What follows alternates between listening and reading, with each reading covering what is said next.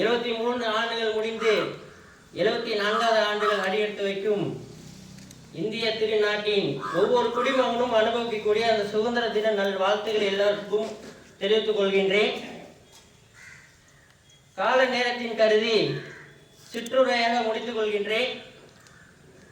இன்று நான் பேசக்கூடிய தலைப்பு விளையாட்டு ரீதியாக இருக்கும்.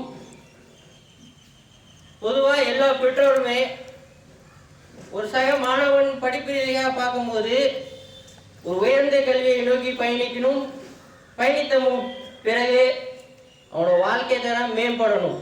இதை நோக்கி தான் ஒவ்வொரு பெற்றோருமே தன் பிள்ளைகளுக்கு சொல்லி கொடுத்துட்டு வாய்ப்புகள் என்ன அப்படின்னா, விளையாட்டு ரீதியாக நம்ம பயணிக்கும் போது நம்மளோட உடம்பு மிக ஒரு ஆரோக்கியமாக இருக்கும்.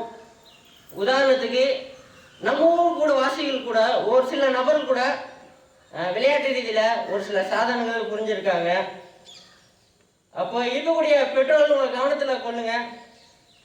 படிப்பு ரீதியாக போகாமல் நம்ம பிள்ளைங்களுக்கு ஏதாவது